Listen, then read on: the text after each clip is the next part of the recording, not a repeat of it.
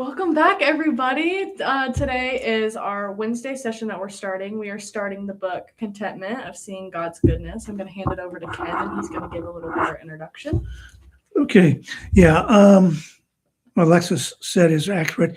We're actually going to be studying out of two books. Yeah. The one is going to be The Rare Jewel of Christian Contentment by Jeremy Burroughs. And then this book that we're looking at tonight is going to be Seeing God's Goodness by Megan Hill. So depending on which week we have these chapters, you're probably going to get some content for both authors. So I want to start tonight. There's three sessions or three chapters that we're going to look at in her book the next couple of weeks. Tonight's the value of contentment. Next week is finding contentment and looking to Christ. The third week is going to be cultivating a right understanding of my circumstances. And then we move into the final part of this book. So this will probably take us about 6 weeks to go through. But I want to start with the introduction. And Megan writes, discontent can strike at any time. On a Monday morning, the alarm goes off and discontent is ready to pounce. Anything that can invite an attack, a careless slosh of your coffee on you, a terse text from your spouse, a towering mountain of laundry on the basement floor, and you are frustrated with your life because you even walk out of the door, even before you walk out of the door. By the time the doctor's office calls with your test results, or the mail delivery brings a new round of bills, you are wishing for a new life entirely. Even something as simple as an unexpected rain shower can unleash thunderclouds in your heart. Just a few hours ago, you were joyfully worshiping God in church, and today you are thoroughly disappointed on how this same God is ordering events. Once it takes hold of our heart, discontentment that is, it quickly leads to other sins because we fundamentally distrust what God is doing in us and for us, and our hearts have given away to worry. And every new circumstance feels surprising and potentially harmful. So we're going to begin this study on looking at how do we achieve contentment. According to Megan, it is quite simple, but it's not easy. There's a definition of contentment that Jeremy Burroughs has written. It's called Christian contentment is that sweet, inward, quiet, gracious frame of spirit which freely submits to and delights in God's wise and fatherly disposal in every situation. And some of you who maybe were listening a few months ago, we had studied his book. So he's not going to be unfamiliar to us as we go through this. So now I'm going to turn it over to Alexis for her to deal with the first part of this chapter. Okay, I am dealing with something that's called the abundant life. I'm going to read the scripture that it has here because it kind of goes with the story I'm going to share. And it says, a tranquil heart gives life to the flesh, but envy makes the bones rot. That was in Proverbs 14:30. So in this, she talks about how she buys a coat. And this coat would make her popular and beautiful and talented. It would do all these things for her. If she would wear this coat, people would invite me to long autumn strolls down New England country roads or to stand smiling and radiant. So she's expecting that this brand new coat that she bought is going to give her all these things. It's going to give her an abundant life. And then she goes to say that the coat she has is in the back of her closet years later. And she can't recall any significant change that happened to her because of that coat. And it kind of goes with the story I'm going to go with, like almost perfectly. But I'm going to read this part that she shares. It says, setting my hope on a piece of clothing seems silly now, but over the years I have nevertheless repeatedly convinced myself that a change in my circumstances would make everything better. I believed that getting married or having a baby or succeeding in my job or moving or mastering a new skill would be the way to fulfilling a life. And every time I have been disappointed. When we hop to the reflection, it asks, what circumstances have you wrongly believed would bring you an abundant life? And something I can strongly connect to, especially in that time of life where you're on the balance of finding your identity and confusion. In this time, I was confused. I wanted to find some sort of identity, but I had that enviness. I envied people that seemed quote unquote perfect.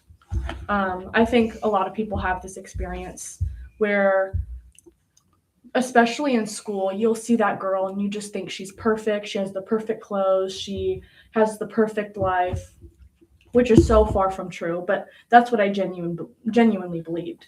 So I believed that if I could then follow that girl and portray her life, but in my way, I would somehow find my identity and I would have that fulfilled life that she seemed to portray.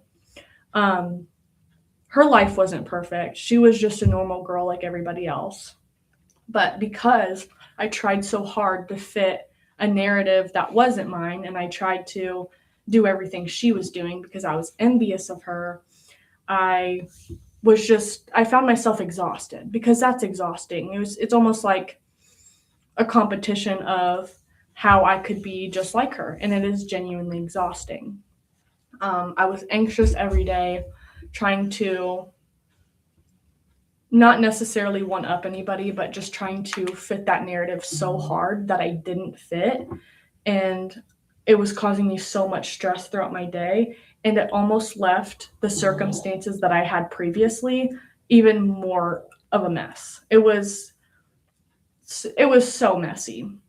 But that's just kind of a simple example of what she's talking about, is having and being envy of something else, or wanting that abundant life that maybe somebody else has, or thinking that a red coat will bring you an abundant life, is totally the opposite. And that's what she's trying to explain in this first section. So now I'm going to hand it off, and Kim's going to talk about a weightless heart. Yeah, I think before we get into that, I think we just completed a study on the anxious generation. Mm-hmm. And I think this example she presents in this chapter so truly reflects the problems we're having with social media today, mm-hmm. where everyone is pursuing something that honestly doesn't really exist. Yeah. It's an image, and unfortunately, and we see especially with teenage girls, maybe more so than teenage boys, that they're trying to project an image that isn't even part of their personality. So I thought that was a very good illustration and very good description that Alexis went through. I'm going to go through the next part of this chapter. It's called A Weightless Heart. And it comes from John Bunyan's famous allegory, Pilgrim Progress, which, if you've never read it, I would strongly suggest you read it. It's a wonderful, wonderful book about salvation and the spiritual realm we live in. But he goes on to talk about the main character of this book is named Christian. And Christian is suffering under the weight of a heavy burden tied to his back. It causes him distress, it slows his movement, and it prevents him from taking joy in the ordinary blessings of his life. And it puts him in danger. His burden, as a result, is sin. After trying and failing to rid himself of this burden, Christian finds relief from it at the cross of Christ. And when it rolls away, Christian is immediately refreshed. Bunyan tells us that he was glad and lightsome, giving three leaps of joy, and went on his way singing. One of the burdensome sins is discontent. And that is when we are discontent, we are in a state of distress, of anxiety and regret, failing to trust God's essential goodness. We become suspicious of him and cannot enjoy him or his many blessings. We are so focused on our own circumstances and do not love others as well. And this statement here, again, ties in very closely to the study we're going through on Monday and Tuesdays, and that's the freedom of forgetting selfishness. I want to reflect on this story a little bit. And discontent acts as a daily weight, hampering our growth in righteousness and dragging us away from joy in Christ. So, how has discontent weakened your endurance as a Christian?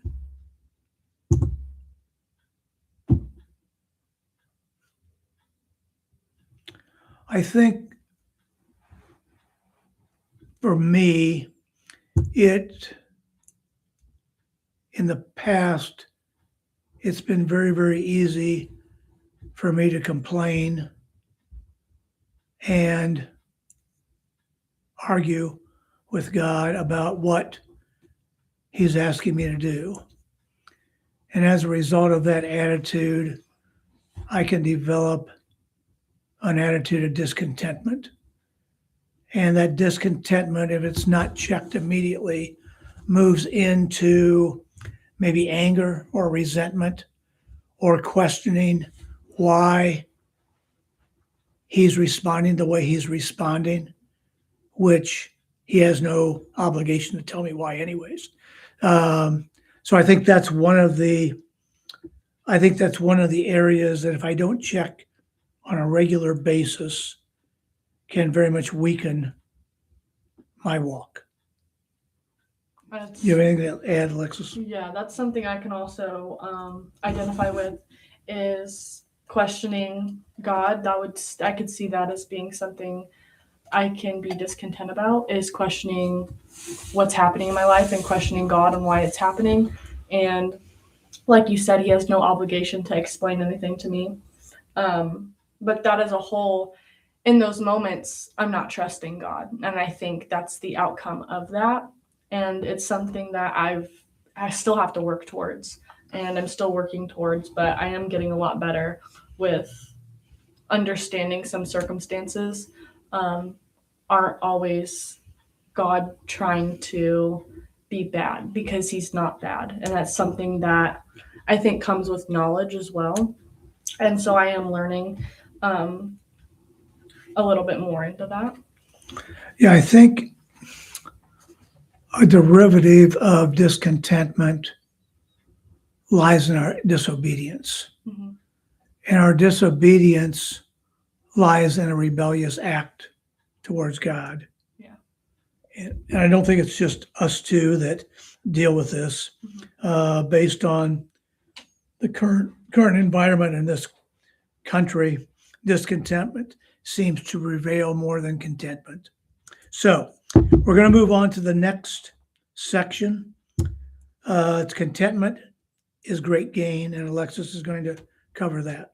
Yes, I'm going to go over the scripture that it comes with, and it says, godliness with contentment is great gain, for we brought nothing into the world, and we cannot take anything out of the world. But if we have food and clothing, with these we will be content. I'm going to go over a few things that Megan put in this part to kind of better explain her reasoning and her point here. And it says, today's passage promises that the often difficult discipline of contentment will bring us great gain. When we understand our own dependence on God, we are satisfied with his provision for our needs.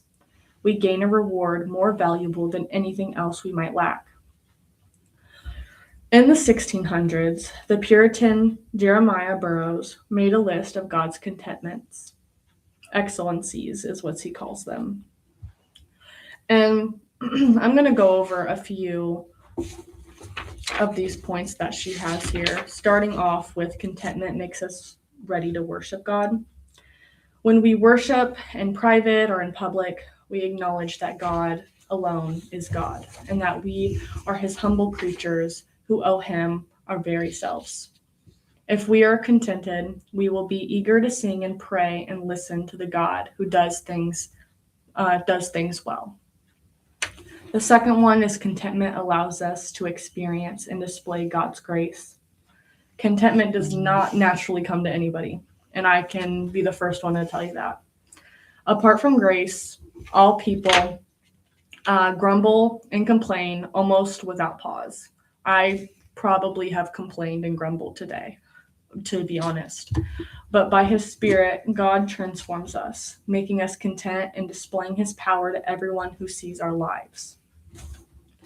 The next one is contentment frees us to serve God and others.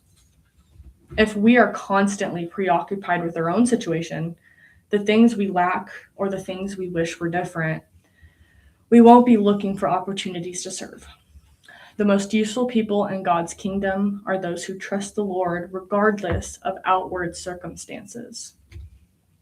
And the fourth one of contentment is that it keeps us from various temptations to sin, which we all struggle with probably every day. When we are always thinking about what we would like to change in our circumstances, Satan is quick to respond. He will eagerly tempt us to sinfully demand or take the things that God hasn't given us. If instead we are satisfied with what God has given, we will not give Satan an opportunity in our hearts. And that's something I'm also learning is a lot of the time I hear, and I can identify with myself, is we try to, like the bad things that happen, we try to identify that with God. And why are these bad things happening if they're God? And they're not God, because God's full of love and he's full of good. That's where Satan comes in, because in this world there is good and evil. And that's something I did really have to learn. And when I can reflect from this,